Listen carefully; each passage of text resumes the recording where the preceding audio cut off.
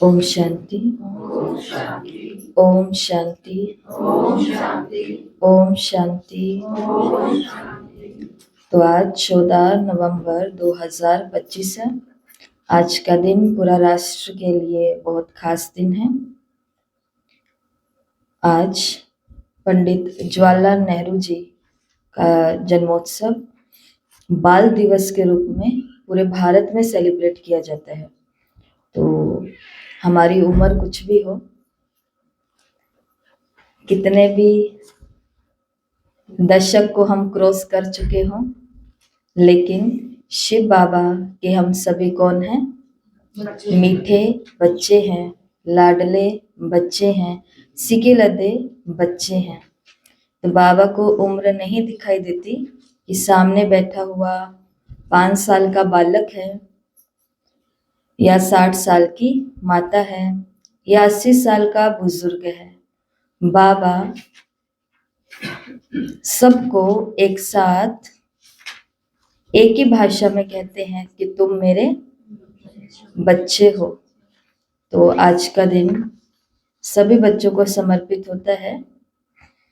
खासकर आज का दिन जिन बच्चों को समर्पित होता है उनको पढ़ाई की तरफ और ज़्यादा ध्यान खिंचवाने के लिए प्रेरित किया जाता है अलग अलग तरीकों से। तो ऐसे तो हम सभी बाबा के कौन हैं? छोटे छोटे प्यारे प्यारे बच्चे हैं, लेकिन बाबा ने फिर भी हमें कहा है कि मैं तुम्हें कहता तो बच्चे हूँ, पर बच्चों जैसा काम नहीं करना है। बच्चे क्या करते हैं? थोड़ी थोड़ी बात में नाराज हो जाते हैं, थोड़ी थोड़ी बात में मान भी जाते हैं। एक टॉफी देते हैं तो मान भी जाते हैं, और एक चीज ले लेते हैं तो नाराज भी हो जाते हैं। तो बच्चे हो, परंतु बच्चों जैसा काम नहीं करना, स्वभाव छोड़ देना है। मुरली के अंदर आज ये शिक्षा है कि हर बात में रंज हो जाना।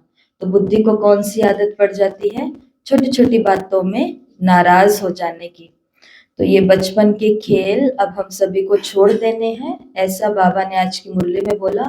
अपनी बुद्धि को फांसी लगा दो। सारा दिन कहाँ लटकी रहे? ऊपर परम धाम में लटकी रहे। तो इस चीज में हमको थोड़ा बड़ा बनना है, क्योंकि संगम का बहुत सारा समय हमारा सबका मनाने में और रूठने में, इसमें ही निकल जाता है, जबकि हम ये दोनों काम करने के लिए नहीं पहुंचे हैं। यहाँ पर हमारा लक्ष्य बहुत बहुत ऊंचा है।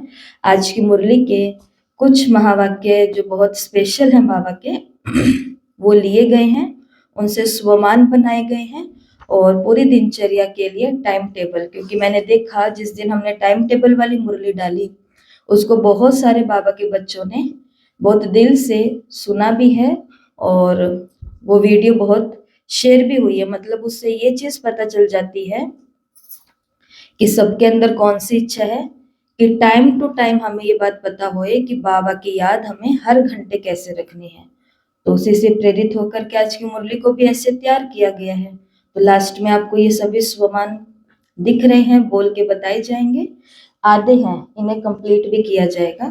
तो पहले सुनते हैं आज हम बाबा के मधुर महावाक्य। मीठे बच्चे, ऊंचते ऊंच पद पाना है तो याद की यात्रा में मस्त रहो।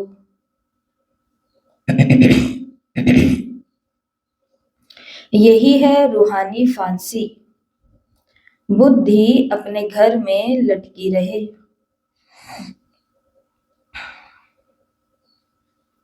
प्रश्न: जिनकी बुद्धि में ज्ञान की धारणा नहीं होती है, उनकी निशानी क्या होगी? जिनकी बुद्धि में ज्ञान की धारणा नहीं होती है, उनकी निशानी क्या होगी? ज्ञान होने में और ज्ञान धारण होने में अंतर बताया है ना बाबा ने। उत्तर: वो छोटी छोटी बातों में रंज, नाराज होते रहेंगे। जिसकी बुद्धि में जितना ज्ञान धारण होगा, उतनी उसे खुशी रहेगी।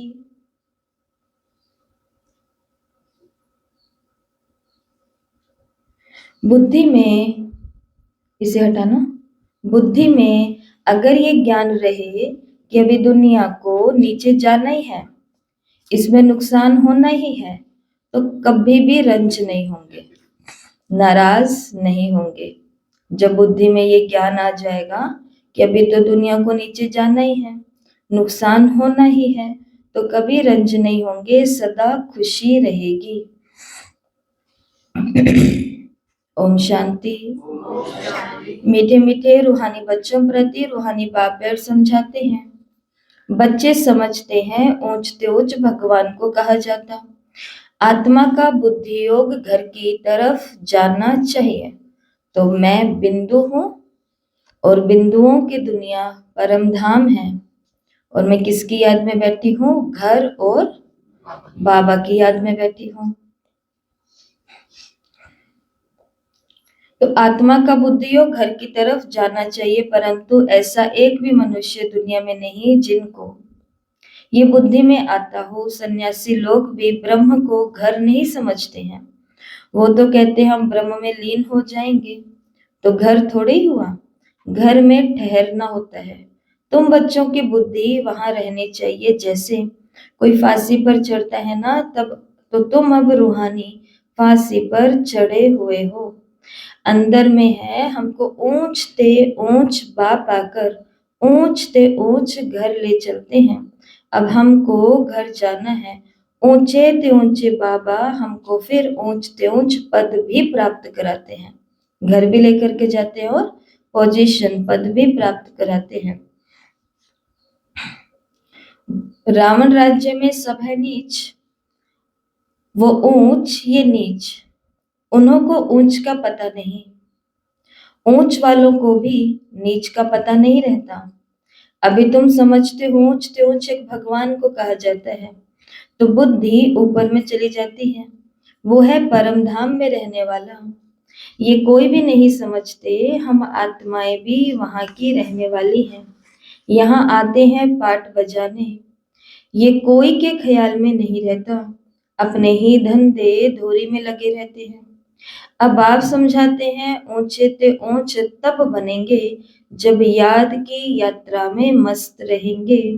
याद से ही ऊंच पद पाना है। नॉलेज तो जो तुमको सिखलाई जाती है वो भूलने की नहीं है। छोटे बच्चे भी वर्णन करेंगे। आत्मा का लेसन मिल गया तो भूलेंगे थोड़ी ना आत्मा कहाँ रहती है, यहाँ रहती है कि यहाँ रहती है कि कहीं रहती तो है नहीं। बाबा ने कहा ज्ञान भूलता नहीं है। छोटे बच्चे भी वर्णन करेंगे। बाकी योग की बात बच्चे नहीं समझेंगे। बहुत बच्चे हैं जो, अब ये बाबा बड़े बच्चों की बात कर रहे हैं, बहुत बच्चे हैं जो याद की यात्रा पूरी रीति से समझते नहीं। हम कितना ऊंचते ऊंच जाते हैं। मूल वतन, सूक्ष्म वतन, स्थूल वतन, 5 तत्व यहाँ है। सूक्ष्म वतन मूल वतन में ये होते नहीं हैं। तो ये नॉलेज बाप भी देते हैं, इसलिए उनको ज्ञान का सागर कहा जाता है। मनुष्य समझते हैं बहुत शास्त्र आदि पढ़ना ही ज्ञान है, कितना पैसा कमाते हैं, शास्त्र पढ़ने वालों का कितना मान होता है। परंतु अब तुम समझते हो इसमें कोई ऊंचाई तो है नहीं। ऊंचे ते ऊंचा एक भगवान ही है। उनके द्वारा हम ऊंचते ऊंच स्वर्ग में राज्य करने वाले बनते हैं। स्वर्ग क्या है, नर्क क्या है, 84 का चक्र कैसे फिरता है, ये सिवाय तुम्हारे इस सृष्टि में कोई भी नहीं जानते। बस कह देते हैं ये सब कल्पना है। ऐसे के लिए समझना चाहिए जो ये कहते हैं ना कि ये सब तो बस कल्पना है। बाबा ने कहा कि तुम समझ जाओ कि ये हमारे कुल का नहीं है। दिल शिकस्त नहीं होना। बाबा ने कहा फिर वहां पर ऐसा, मतलब क्योंकि हमने किसी सेवा के लिए बहुत प्रबंध किया होता है, बहुत प्लानिंग की होती है, बहुतों तक फिर पहुंचते हैं। और वहां पहुंचे तो उन्होंने क्या बोल दिया, ये जो बातें आप बता रहे हो तो बस सब कल्पना है, ऐसा कुछ भी नहीं है। तो बाबा ने कहा उस समय दिल शिकस्त नहीं होना। फिर दिल शिकस्त वालों की क्या भाषा होती है? दिल टूट जाता है तो क्या बोलते हैं फिर? करूंगी नहीं आगे से मैं सेवा, इनके पास तो आऊंगी नहीं, इनको तो सुनाऊंगी नहीं। बाबा ने कहा ऐसे दिल शिकस्त नहीं होना। समझा जाता है इनका पाठ नहीं है, समझ से काम करना इनका नहीं है। उस दिन आपको क्या बताया, करुणा का मतलब क्या होता है, किसको याद है? करुणा का मतलब क्या होता है? उस दिन सूर्य का उदाहरण दिया था कि मैं करुणा वाली आत्मा हूं, मेरे अंदर बहुत करुणा है सबके लिए। उसका मतलब क्या होता है? कि जिन्हें जितना जरूरत है हाँ, कि करुणा वाली आत्मा, हाँ, कैसी है? एक सूर्य की तरह। मैं क्या हूं? एक सूर्य की तरह हूं। मेरा प्रकाश तो चारों ओर बिखर रहा है, मेरा प्रकाश तो चारों ओर बिखर रहा है। अब जिनको मैं सबके पास जाऊंगी वो ये, जिनको मेरे से कुछ लेना होगा वो कहाँ है? यहाँ है। सुनाते जाओ, बताते जाओ, डायरेक्शन देते जाओ, सिस्टम समझाते जाओ, व्यवस्था, अवस्था, स्थिति सब बताते जाओ। अब जिनको मेरे से कुछ लेना होगा वो कहाँ आ जाएंगे? यहाँ होकर के फिर सूर्य से सब नजदीक से लेंगे। और जिनको लेना नहीं है उनको यहाँ रखो, कि उनको लेना नहीं है लेकिन कभी संबंध संपर्क में आते जाते टकराते उनको भी सकाश में देते जाओ। तो इसके लिए बाबा ने कहा दिल शिकस्त नहीं होना, कोई आता तो नहीं है, कोई सुनता तो नहीं है, किसी को पल्ले तो पड़ता नहीं है। तो भगवान को हर कोई नहीं चाहिए यहाँ पे। भगवान को क्या बोलेंगे? सिलेक्टेड। तो उस समय क्या समझना चाहिए? कि इनका पार्ट नहीं है तो कुछ भी समझ नहीं सकेंगे। अभी तुम बच्चों का सिर बहुत ऊंच है, जब तुम ऊंच दुनिया में होंगे तो नीच दुनिया को नहीं जानेंगे। नीच दुनिया वाले फिर उच्च दुनिया को नहीं जानते, उनको कहा जाता है स्वर्ग।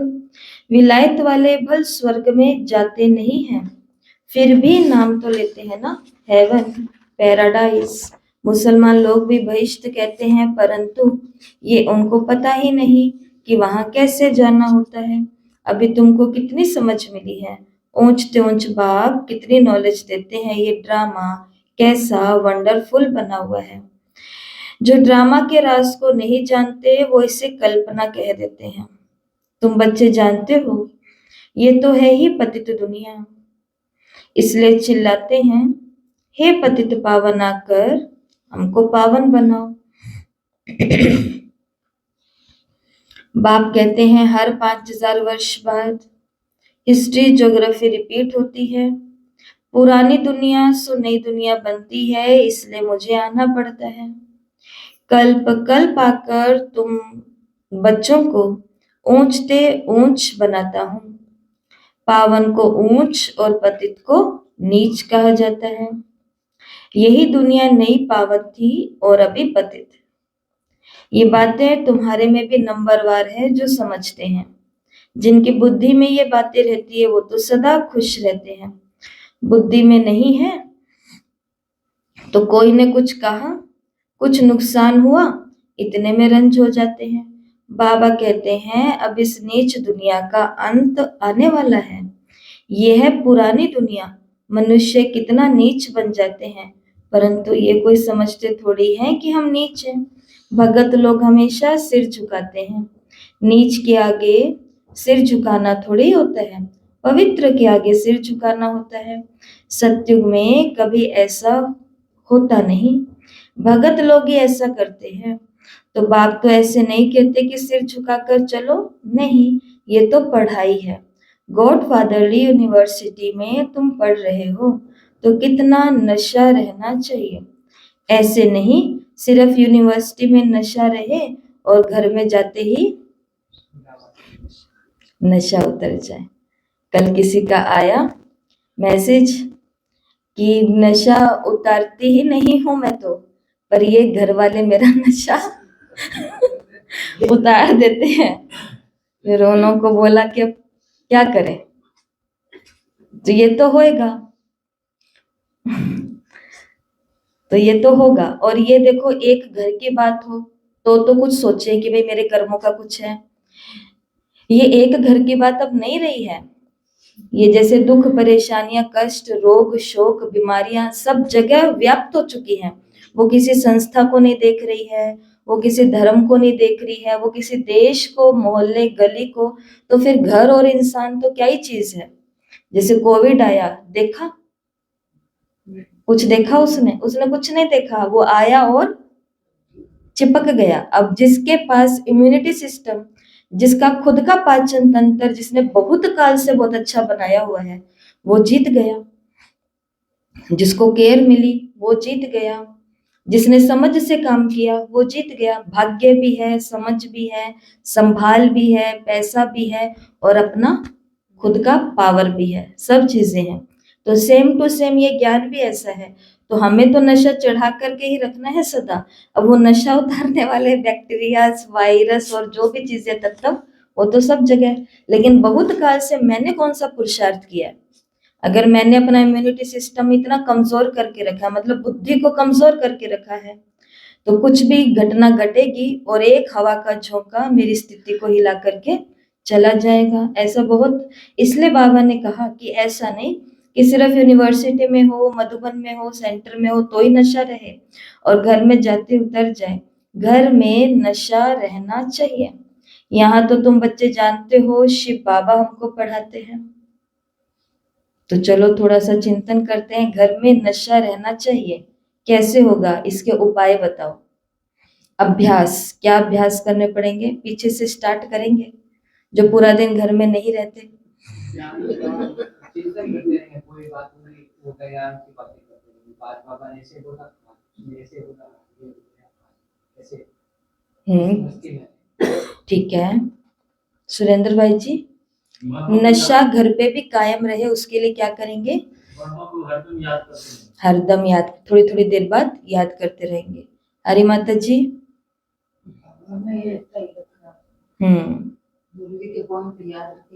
और ऊपर से तार जुड़े कंबाइंड रूप में रहेंगे तो नशा रहेगा कायम, उतरेगा तो नहीं। उतर जाएगा तो फिर से तार को जोड़ लेंगे। ड्रामा कि इनका जैसा रोल है आत्मा का, आत्मा वैसा पाठ बजा रही है। बहुत अच्छा। अपने लक्ष्य को देखते रहो। अंजलि बहन, गहरा चिंतन चल रहा है। बताओ क्या अभ्यास करेंगे पूरा दिन घर में नशा रहे इसके लिए? आज पूरा अमृत वेला में जुड़े हुए थे। चलो भाव विभोर हो गए, नशा चढ़ा हुआ है पूरा। आगे हाँ, स्थिरता शांति बनाए रखनी है। बोलो बोलो। धीरज, सहन करते जाओ, सुनते जाओ। हाँ,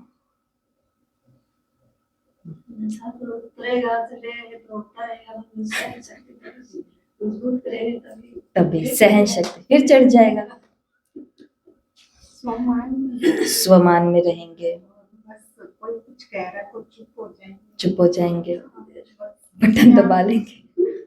आगे नशा कायम रखने के लिए तो एक मतलब जैसे बाबा के घंटे आधे घंटे में एक टाइम बना लेंगे, 1 मिनट बाबा के पास रुक कर बातें करेंगे तो नशा कायम रह सकता है। सहन करना है। परिस्थिति आती है उससे पहले से ही अभ्यास करना है कि ये परिस्थिति आती है तो मुझे इसमें क्या करना है, पहले से सोचा होता है तो उस टाइम में वो एक्शन हो जाता है। बाबा की याद के साथ घर वालों को क्या चीज चाहिए, किसको खाने में पसंद है, किसको अब ऐसे करते हैं बाबा को याद करते हैं। वो नशा उतारे ना हमारा, पहले उनकी पूर्ति करके रखो, ये भी अच्छा तरीका है। जैसा कि पिंकी मैंने ने बोला कि कई सारी परिस्थितियां हर दिन की रिपीट होती है हमारी। चाय बनानी है, नाश्ता बनाना, उनको फटाफट ये करना, वो करना, ये करना। तो कई परिस्थितियां पक्की है जो आती हैं रोज रोज, इनको ये बोलना ही है, रोज मेरे को ऐसे करना ही है। तो पहले से डिमांड को पहचानो और उसकी पूर्ति करके रखो तो नशा रहेगा। आत्मा समझ मामा को याद रखना है, उनकी दुआ को याद रखना है। मेरी मामा ने दुआ का सहन किया, उनको संभाला, कैसे उनको खिलाया, तो फिर हमारा भी नशा कायम रह सकता है। तो बस इतना सा ही काम करना है, जो जो आपने बताया वो करना है और फिर हमारा नशा, बाबा ने कहा केवल यूनिवर्सिटी में नहीं, फिर घर में भी रहेगा। यहाँ पर तुम क्या कहते हो कि शिव बाबा हमको पढ़ाते हैं, ये तो कहते हैं मैं थोड़े ही ज्ञान का सागर हूँ। ये बाबा ज्ञान का सागर नहीं है, ज्ञान के सागर से नदियां निकलती हैं। सागर तो एक है, ब्रह्मपुत्र है सबसे बड़ी नदी। बहुत बड़े स्टीमर्स आते हैं, नदियां तो बाहर भी बहुत है। पतित पावनी गंगा ये सिर्फ यहाँ ही कहते हैं, बाहर में कोई भी नदी को ऐसे नहीं कहेंगे पतित पावनी नदी है। फिर तो गुरु की कोई दरकार नहीं। नदियों में तालाब में कितना भटकते हैं, कहाँ तो तालाब ऐसे गंदे होते हैं बात मत पूछो, उसकी मिट्टी उठा करके रगड़ते रहते हैं। अब बुद्धि में आया है ये सब नीचे उतरने के रास्ते हैं, वो लोग कितना प्रेम से जाते हैं। अब तुम समझते हो, इस ज्ञान से हमारी आंखें ही खुल गई। तुम्हारे ज्ञान की तीसरी आंख खुली है, आत्मा को तीसरा नेत्र मिला है, इसलिए त्रिकालदर्शी कहा जाता है। तीनों कालों को तुमने जान लिया। बाबा ने कहा वो वहां पर पता है मिट्टी ही रगड़ने जाने वाले हैं, झाग के पानी में जाने वाले हैं, ये होने वाला है वो होने वाला है, तो भी बाबा ने कहा कि कितनी उनको प्रेम से जाते हैं। तो जब हम भी सुबह सुबह साफ रिफ्रेश होने के लिए बाबा के घर आते हैं, तो हम भी कैसे आते हैं, बहुत प्रेम से आते हैं। बाबा के पास जाते हैं तो भी बहुत प्रेम से जाते हैं। आत्मा तो बिंदी है, उसमें नेत्र कैसे होगा, तो ये सब समझने की बातें हैं। ज्ञान के तीसरे नेत्र से तुम त्रिकालदर्शी त्रिलोकीनाथ बनते हो, नास्तिक से आस्तिक बन जाते हो। आगे तुम रचयिता और रचना के आदि मध्यांत को नहीं जानते थे, अभी बाप द्वारा रचना के आदि मध्यांत को जानने से तुमको वर्षा मिल रहा है। ये नॉलेज है ना, हिस्ट्री ज्योग्राफी भी है, हिसाब किताब है ना। अच्छा, तीखा बच्चा हो तो हिसाब करे हम कितने जन्म लेते हैं, इस हिसाब से और धर्म वालों के कितने जन्म होंगे। परंतु बाप कहते हैं इन सब बातों में जास्ती माथा मारने की दरकार नहीं है, टाइम वेस्ट हो जाएगा। कल बाबा ने कहा जानवरों में आत्मा होती है नहीं होती है, टाइम वेस्ट है। कितना जन्म लिया, क्या किया, क्या आयु रही, वो हमको मोटा मोटा बाबा ने बता दिया है। बाकी बाबा ने कहा यहाँ तो सब भूलना है, ये सुनाने की भी दरकार नहीं। तुम तो रचयिता बाप की पहचान देते हो, जिसको कोई भी जानते नहीं। शिव बाबा भारत में आते जरूर कुछ करके जाते हैं, तब तो यहाँ जयंती मनाते हैं। गांधी अथवा कोई साधु आदि होकर के गए, उनके स्टैंप बनाते रहते, फैमिली प्लानिंग की स्टैंप बनाते हैं। अभी तुमको नशा है, हम तो पांडव गवर्नमेंट है, ऑलमाइटी बाबा की गवर्नमेंट है। तुम्हारा ये कोर्ट ऑफ ऑमर्स है। क्या है हमारा कोर्ट ऑफ ऑमर्स? ब्रह्मा विष्णु शंकर त्रिमूर्ति। तो तुम्हारा ये कोर्ट ऑफ ऑमर्स है, और कोई इस कोर्ट ऑफ ऑमर्स को जानते नहीं है। तुम समझते हो कि विनाश काले प्रीत बुद्धि हमारी ही है। बाप को हम बहुत याद करते हैं, बाप को याद करते करते प्रेम में आंसू आ जाते हैं। बाबा आप हमें आधा कल्प के लिए सब दुखों से दूर कर देते हो, और कोई गुरु या मित्र संबंधी आदि किसी को भी याद करने की दरकार नहीं। एक बाप को याद करो। सवेरे का टाइम बहुत अच्छा है। बाबा आपकी तो बड़ी कमाल है, हर 5000 वर्ष बाद हमें आप जगाते हो। सभी मनुष्य मात्र कुंभकर्ण की आसुरी नींद में सोए हुए हैं, अर्थात अज्ञान अंधेरे में है। अभी तुम समझते हो भारत का प्राचीन योग तो ये है, बाकी तो जो सब हठ योग सिखलाते हैं वो सभी है एक्सरसाइज, शरीर को तंदुरुस्त रखने के लिए। और तुम्हारी बुद्धि में सारा ज्ञान है, तो फिर तुम्हें खुशी भी रहती है। यहाँ आते हो, समझते हो बाबा रिफ्रेश करते हैं। कोई तो यहाँ रिफ्रेश हो, बाहर निकलते हैं तो नशा खलास हो जाता है। क्यों हो जाता है नशा खलास? ऐसा क्या है बाहर?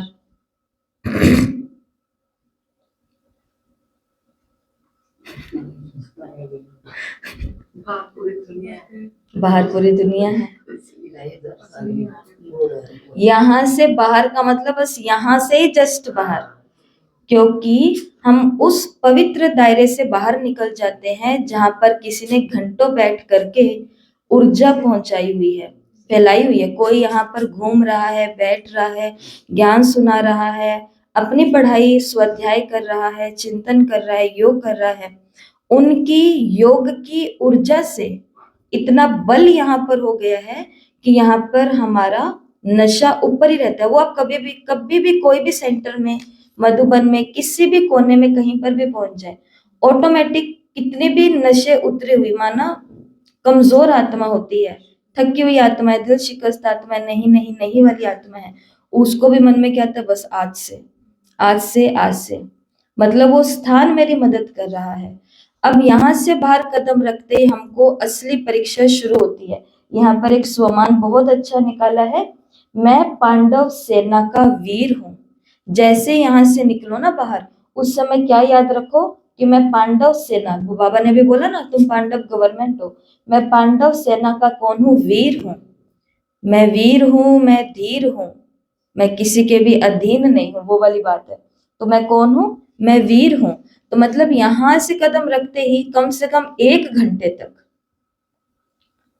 कम से कम 1 घंटे तक, मतलब वो हमारे लिए तो जरूरी है या नहीं है वो अलग टॉपिक है, क्योंकि हमें तो फीलिंग भी नहीं आती है कि हम बहुत पावरफुल कोई स्थान पर बैठे हैं, क्योंकि हमें नहीं फीलिंग आएगी, क्योंकि हम तो यहाँ पर ऐसे ही घूम रहे होते हैं।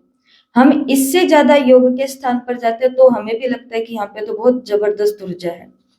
लेकिन बाहर से आने वालों के लिए बहुत ज्यादा जरूरी है कि जैसे बाहर कदम रखा, इतने में 1 घंटे के लिए बिल्कुल क्या रहना है, साइलेंस। क्योंकि यहाँ से बाहर निकलते अगर बोलना चालू किया तो ये बात बहुत रेयर चांस में होगी कि हम मुरली के पॉइंट्स का रिवीजन करेंगे। आज तो बाबा ने ये बोला, आज तो बाबा ने ये बोला, अपने भी ये करेंगे। आज से स्टार्ट करते हैं। बहुत अच्छी प्रेरणा मिली, बहुत अच्छा दीदी ने समझाया। इसका उल्टा होएगा, ये बहुत कम होएगा, लेकिन बहुत ज्यादा चांस है क्या होने के। देखा आज भी दीदी ने कह दिया ना, आज भी बोल ही दिया ना, ये मूर्खता है, ये मूर्खता है। क्योंकि हम किसके पैर पर कुल्हाड़ा मार रहे हैं, उनका कुछ नहीं बिगड़ने वाला, क्योंकि उनको तो पता ही नहीं, उनको तो कितने दिनों बाद कुछ पता चलता है कि अच्छा कुछ हवा भी फैली हुई है। तो किसी चीज के पास जाएंगे उसको पता कैसे चलेगा, बैठ के तो कोई बात नहीं है, हो ही जाती है ना। घर में नहीं होती है। अब हम क्या करते हैं, अवगुण लेते हैं। अब आप मेरा सुनो, अब जैसे मना यहाँ आती है, पहले मेरे को पता नहीं था, चलो कोई कुछ हो रहा। अब लता बहन जैसी आती है ना, मैंने परसों देखा है, वो रोज करते होंगे तो मैंने परसों देखा, परसों लता बहन जैसे गेट में बढ़ती है, ऐसे जो मंदिर में जाती है ना, वो ऐसे करती है, प्रणाम प्रणाम करते हैं। तो मैं सीख ली, 2 दिन से मैं कर रही हूँ उनको देख के, पहले मैं नहीं करती थी। गुण गुण चोर बनना है। मैं तो कभी नहीं देखा, इनको परसों देखा, पाठशाला में प्रवेश किया तो कोई नहीं था, 2 दिन आया करते थे, चलती रहती है। परंतु ये जो बाबा का नियम है ना, अब पहले मेरे को नहीं समझ में आता था। 1 घंटा मौन रहना वो इसलिए होता है ताकि भाई बाबा की मुरली अंदर चली जाए, इसलिए होता है। लेकिन अब समझ में आया कि मुरली अंदर जाए इसलिए नहीं होता है, मुरली के अलावा कुछ और बाहर ना आए ये इसलिए होता है। क्योंकि बहुत कम चांसेस होते हैं, जो हमने भी अनुभव किया, कि अपनी मुरली का कोई पॉइंट आएगा। पॉइंट कौन सा आ जाएगा, क्योंकि माया को मैं पसंद हूं। माया कैसे भी करके, मैं बुरा नहीं हूं, लेकिन माया कैसे भी करके मेरे मुंह से ऐसा कुछ बुलवाएगी, निकलवाएगी, और उसका फायदा जो मेरे साथ में खड़े हैं कौन उठा लेंगे, वो हवा भरने के लिए बैठे हुए हैं। इसके लिए ये जो अपना नियम है कौन सा, मुरली के बाद 1 घंटा साइलेंस का, उसके पीछे ये कारण, हाँ बातें करनी है, ज्ञान युक्त बातें जो भी है। तो बाबा यहाँ पर अपन को, क्योंकि हम केवल मुरली को पढ़ने का काम नक्की करना मेरी रिस्पॉन्सिबिलिटी नहीं है, मेरी रिस्पॉन्सिबिलिटी है कि पॉइंट के ऊपर प्रैक्टिकली कुछ चर्चा भी कर लेना कि भाई ये काम करेंगे कैसे हम। तो शिव बाबा ने कहा कि यहाँ आते हो किस लिए, रिफ्रेश होने पर। यहाँ रिफ्रेश होकर के बाहर निकलते हो तो नशा खलास हो जाता है, नंबरवार है। बाबा समझाते हैं ये पतित दुनिया है, कोई भी यहाँ महान नहीं है, सबका अपना एक युद्ध चल रहा है, ये पतित दुनिया है। बुलाते हैं हे पतित पावन आओ, परंतु अपने को कोई पतित थोड़ी समझते हैं, इसलिए तो पाप धोने जाते हैं। लेकिन शरीर को थोड़े ही पाप लगता है, बाप आकर के तुम्हें पावन बनाते हैं। तुम्हें किसको, हाँ आत्मा को। और कहते हैं मामेकम याद करो तो तुम्हारे भी कर्म विनाश होंगे। ये ज्ञान अभी तुमको मिलता है, भारत स्वर्ग था अभी नरक है, और तुम बच्चे अभी संगम पर हो। बैठे रहें चाहे खड़े रहें, पर है हम संगम पर। भगवान का select आत्मा है ये सब। यस, तो तुम बच्चे तो अभी संगम पर हो, कोई विकार में गिरते तो फेल हो जाते, तो फिर जैसे कि नरक में गिर पड़ते हैं। 5 मंजिल से गिरते हैं, फिर 100 गुना सजा खानी पड़ती है। तो बाप समझाते हैं, भारत कितना ऊंच था और अभी कितना नीच बन गया है। अब तुम कितना समझदार बनते हो। मनुष्य कितने बेसमझ है। बाबा तुमको यहाँ, फिर से चौथी बारी बोला, बाबा तुमको यहाँ कितना नशा चढ़ाते हैं, फिर बाहर निकलने से नशा कम हो जाता है, खुशी उड़ जाती है। स्टूडेंट कोई बड़ा इम्तिहान पास करते हैं तो कभी नशा कम होता है क्या? पढ़कर पास होते हैं तो क्या से क्या बन जाते हैं। अभी तो देखो दुनिया का क्या हाल है। तुमको ऊंच ऊंच बाप आकर पढ़ाते हैं और सो भी बाप कैसा है, निराकार, और तुम आत्माएं भी निराकार हो। यहाँ पाठ बजाते हो, ये ड्रामा का राज बाप आकर समझाते हैं। ये सृष्टि चक्र को ड्रामा भी कहा जाता है। उस नाटक में तो कोई बीमार पड़ते हैं तो निकल जाते हैं। ये है बेहद का नाटक। यथार्थ रीति तुम बच्चों की बुद्धि में है। तुम जानते हो यहाँ हम पाठ बजाने आए हैं। हम बेहद के एक्टर्स हैं। कौन? हम बेहद के एक्टर्स, अभिनेता। यहाँ शरीर लेकर पाठ बजाते हैं, बाबा आया हुआ है। ये सब बुद्धि में होना चाहिए। बेहद का ड्रामा कितना बुद्धि में रहना चाहिए। बेहद विश्व की बादशाही मिलती है तो उसके लिए फिर पुरुषार्थ भी अच्छा करना चाहिए ना। गृहस्थ व्यवहार में भल रहो परंतु पवित्र रहो। विलायत में बहुत ऐसे हैं जब बूढ़े होते हैं तो फिर कंपेनियनशिप के लिए शादी करते हैं, संभालने के लिए फिर विल करते हैं। कुछ उनको और कुछ चैरिटी को देते हैं। चैरिटी में विकार की बात नहीं रहती। आशिक माशुक भी विकार के लिए फिदा नहीं होते हैं। जिस्म का सिर्फ प्यार रहता है। तुम हो रूहानी आशिक, एक माशुक को याद करते हो। सब आशिकों का एक माशुक है। सभी एक को याद करते हैं और वो कितना शोभनिक है। आत्मा गोरी है और वो एवर गोरा है। तुम तो सांवरे बन गए हो, तुमको वो सांवरे से गोरा बनाते हैं। आत्मा कैसी बन गई? दादियां क्या कहती थी, हमको नहीं पता था आत्मा ज्योति बिंदु है। और शिव बाबा भी ज्योति बिंदु, हमको पता था शिव बाबा कैसा है, अंगुष्ठे मिसल है। 1000 सुरों से भी ज्यादा ऐसा अंगुष्ठे मिसल। और आत्मा कैसी है? दादियां बोलती थी, हमको इतना पता था आत्मा कैसी है, काली मिर्च जैसी है। जैसे काली मिर्च होती है ना, गोल गोल गोल, तो ऐसी अंदर आत्मा है काली मिर्च जैसी। और देखो वो दादियां कितना सारा ज्ञान का सब रहस्य बता के गई हैं। अब हमें कुछ भी नहीं करना पड़ता। तो वो तुमको आकर के बाबा ने कहा, क्या बनाता हूँ तुमको? गोरा बनाता हूँ। ये तुम जानते हो बाप हमें गोरा बनाते हैं। यहाँ बहुत हैं जो पता नहीं किस किस ख्यालात में बैठे रहते हैं। स्कूल में ऐसे होता है, बैठे बैठे कहाँ बुद्धि बाइस्कोप की तरफ, दोस्तों की तरफ चली जाती है। सत्संग में भी ऐसा होता है, यहाँ भी ऐसे है। बुद्धि में नहीं बैठता तो नशा नहीं चढ़ता, धारणा नहीं होती तो फिर औरों को कैसे कराएंगे। बहुत बच्चियां आती हैं जिनके दिल होती है सर्विस में कहाँ लग जाए, परंतु उनके छोटे छोटे बच्चे हैं। बाबा कहते हैं बच्चों को संभालने के लिए कोई माई रख दो, ये तो बहुतों का कल्याण करेंगी। होशियार बच्ची है तो क्यों नहीं सर्विस में लग जाए। 5-6 बच्चों को संभालने के लिए कोई माई रख दो। बच्चा भी कोई 1-2 नहीं, कितने? 5-6। उदाहरण दो कोई।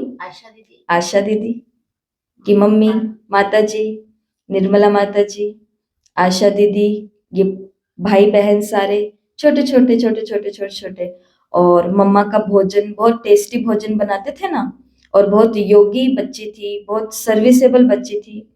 तो इसलिए मम्मा आते थे या कोई भी बड़े सीनियर्स दादियाँ और आते थे, या सेंटर पर सेवा केंद्र पर भी कुछ होता था तो भोजन कौन बनाते थे? आशा दीदी के मदर, मम्मी जी बनाते थे। तो इसके लिए फिर मम्मा भी आए। तो फिर मम्मा ने देखा कि ये बिल्कुल ही फ्री है, सुबह से लेकर के रात तक तो ये यहीं पर ही रहती है। तो उधर कौन से दादी थे? गंगे दादी। तो गंगे दादी थे तो उन्होंने पूछा कि भाई इसके कोई बच्चे बाल बच्चे और कुछ नहीं है परिवार में। तो उन्होंने बताया कि मम्मा 5 बच्चे हैं इनके। तो कहाँ है? तो कहते ताले में बंद करके आती है घर पे, खाना पीना सब व्यवस्था करके। फिर मम्मा ने पता है क्या बोला? मम्मा ने इनवाइट किया कि कल का जो लंच होगा, मतलब जो लंच होगा अब अगला दोपहर का भोजन, तो ये सारे बच्चे मेरे साथ करेंगे। और दीदी बताते हैं, आशा दीदी, कि डाइनिंग पर मम्मा के साथ बैठ करके हमने क्या किया? लंच किया, दोपहर का भोजन किया। किसके कारण किया? माँ के कारण किया। माँ ऐसी सेवाधारी, तो दादी मम्मा ने बोला कि ऐसे बच्चों से तो मैं भी मिलना चाहूंगी, कि जो माँ पूरा दिन सेवा केंद्र में लगी हुई है और बच्चे आराम से घर बैठे हुए हैं। तो बच्चे भी तो कम नहीं थे ना, ऐसे बच्चे कहाँ मिलते हैं? नहीं तो मम्मी थोड़ी देर के लिए ना दिखे तो कहेंगे कल से सेंटर मत जाना, वहीं पर ही रहती हो तुम तो। ऐसे होता है, बहुत माताएं रोती है इस परीक्षा के लिए, कहते हम तो यहाँ आना चाहते हैं दीदी, सेवा करना चाहते हैं, ये है वो है। तो उसके लिए हमको क्या करना पड़ेगा? बहुत योग करना पड़ेगा, अपने आप को बहुत निर्बंधन बनाना पड़ेगा, जिम्मेवारियों को धीरे धीरे धीरे बांटना पड़ेगा। अगर सारी चाबी अपने हाथ में रखेंगे, मेरे को ये भी अधिकार चाहिए और सेवा भी मैं करना चाहती हूँ, दोनों काम एक साथ, कहीं तो निर्बंधन होना पड़ेगा। तो ऐसे बाबा के हमारे यज्ञ में बहुत उदाहरण है, पर हमको एक ही पता है तो आपको बताया। तो बाबा ने कहा कि बहुत अच्छी बच्ची है, तो ये क्या करेगी? बहुतों का कल्याण करेगी। 5-6 बच्चों को संभालने के लिए कोई माई रख दो। इन माताओं की अब बारी है ना, नशा बहुत रहता है, माताओं ने पीछे पीछे पीछे ही धकेला गया ना। अब बाबा ने माताओं कन्या को क्या कर दिया? आगे कर दिया। तो बाबा ने कहा इनों की बारी है, तो इनों को सेवा करनी चाहिए, नशा बहुत रहना चाहिए, आगे हो ना। पुरुष देखेंगे कि हमारी स्त्रियों ने तो सन्यासियों को भी जीत लिया है, मतलब ऐसा ये ज्ञान सुनाती है, ऐसा योग कराती हैं। ये माताएं लौकिक और पारलौकिक का नाम बाला करके दिखाएगी। आई समझ में? ऐसी माता बनना है कि लौकिक वालों का भी नाम रोशन करके दिखाऊं कि ये माता कौन से परिवार से आती है, जो घर वालों ने भी इन्हें छुट्टी दे करके रखी है और इतनी योगी सेवाधारी। और साथ में किसका नाम रोशन होना चाहिए? इस अलौकिक और पारलौकिक का भी नाम रोशन होना चाहिए कि ये माता कौन से सेंटर की है, ये माता कौन से सेंटर की है। नाम बाला करके दिखाएंगे। अच्छा, मीठे मीठे सिकिलते बच्चों प्रति माता पिता बाप दादा का याद प्यार और गुड मॉर्निंग। रूहानी बाप की रूहानी बच्चों को नमस्ते। हम रूहानी बच्चों की रूहानी माता पिता बाप दादा को याद प्यार नमस्ते। शुक्रिया बाबा, शुक्रिया, वाह बाबा वाह। धारणा के लिए मुख्य सार है, पहला, तुम्हें बुद्धि से सब कुछ भूलना है। जिन बातों में टाइम वेस्ट होता है वो सुनने और सुनाने की दरकार नहीं है।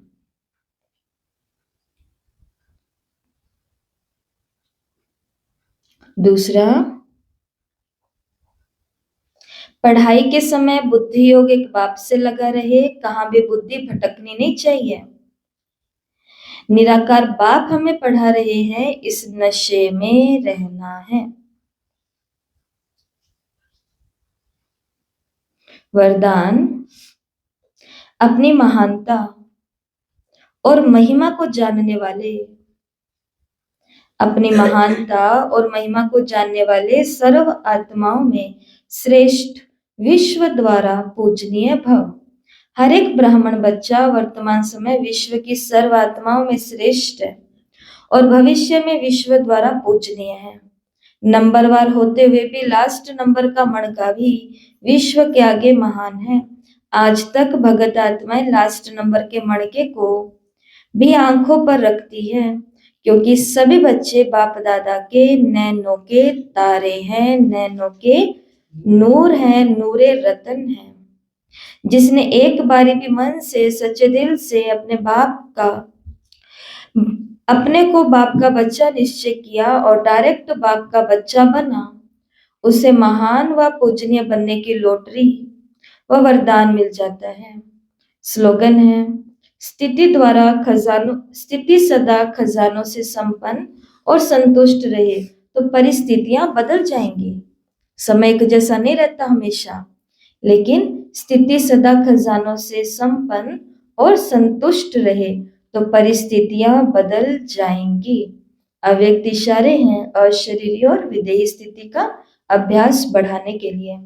बाप दादा अचानक डायरेक्शन दें कि शरीर रूपी घर को छोड़, देह अभिमान की स्थिति को छोड़, देही अभिमानी बन जाओ, इस दुनिया से परे अपने स्वीट होम में चले जाओ तो जा सकते हो। युद्ध स्थल में युद्ध करते करते समय तो नहीं बिता देंगे। अशरीरी बनने में अगर युद्ध करने में ही समय लग गया तो अंतिम पेपर में मार्क्स व डिवीजन कौन सा आएगा। अच्छा, ओम शांति। आज की मुरली के टाइम के हिसाब से मुरली के पॉइंट्स को स्वमान का रूप दिया गया है यहाँ पे। तो सुबह 9 बजे, क्योंकि क्लास अपलोड होती है, सुबह 9 बजे से लेकर के 10 बजे तक मैं रूहानी यात्री हूँ। मेरा घर परम धाम है। तो इस स्वमान में पूरा 1 घंटा रहने की कोशिश करना। और उस दिन भी आपको समझाया था कि स्वमान में 1 घंटे रहने का मतलब जाप नहीं होता है। स्वमान में 1 घंटे रहने, 1 मिनट का था उस दिन तो खैर, पर 1 मिनट हो या 1 घंटा हो, स्वमान में रहने का मतलब है कि अब जो मेरे 1 घंटे तक संकल्प चलेंगे ना, वो संकल्प इन संकल्पों के साथ जुड़े हुए होंगे कि मैं यात्री हूँ परम धाम में, तो परम धाम जा रहे हैं, आ रहे हैं, उसी बीच में सबको नाश्ता करा रहे हैं, नाश्ता बना रहे हैं, तो परम धाम की समृद्धि से ही। 10 बजे से लेकर के 11 बजे तक का स्वमान है मेरी बुद्धि निरंतर परम धाम में लटकी हुई है। मेरी बुद्धि निरंतर परम धाम में लटकी हुई है। 11 बजे से लेकर के 12 बजे तक मैं ज्ञानधारी आत्मा हूँ, हर परिस्थिति में मैं खुश हूँ। 12 बजे से 1 बजे के बीच में मैं रंज रहित आत्मा हूँ। मैं रंज रहित आत्मा हूँ, परिस्थितियों से ऊपर रहने वाली आत्मा हूँ। मतलब अपन को ऐसी स्थिति बनानी है कि छोटी छोटी बात का प्रभाव मेरे पर नहीं पड़ना चाहिए। 1 बजे से लेके 2 बजे तक मैं बेहद का, बाबा ने कहा तुम एक्टर्स हो ना, तो मैं बेहद का अभिनेता हूँ। हर दृश्य को साक्षी होकर निभाना, ये आपके ग्रुप में आ जाएंगे सारे के सारे। 2 बजे से लेके 4 बजे तक ये हमारा रेस्ट का भी टाइम होता है और हमारे स्वाध्याय होमवर्क का भी टाइम होता है। तो मैं शिव बाबा का डायरेक्ट स्टूडेंट हूँ, तो इसी बीच में अपना होमवर्क करने की कोशिश करें। 4 बजे से लेके 5 बजे तक मैं पांडव सेना का वीर हूँ। मेरी बुद्धि एक बाबा में प्रीत लगी हुई है। 5 बजे से लेकर के 6 बजे तक मैं रूहानी आशिक हूँ, एक माशूक को ही याद करती हूँ। 6 बजे से लेकर के 8 बजे तक 2 घंटा मैं संगम युगी हीरा हूँ, क्योंकि ये हमारा नुमा शाम की वेला होती है, तो मैं संगम युगी हीरा हूँ, नंबर 1 अनमोल हूँ। और लास्ट 8 से रात्रि 10 बजे तक मैं परमधाम निवासी हूँ। इस बीच हम बाबा की गोदी का अनुभव करेंगे और बाबा की लाइट और शक्ति का भी अनुभव करेंगे। तो ऐसा ये टाइम टेबल है मुरली के स्वमान के आधार पर। ओम शांति। और आज का स्वमान इनमें से जो भी आपको अच्छा लगे 21 बारी वो लिख लेना, ऑप्शन आज। ओम शांति।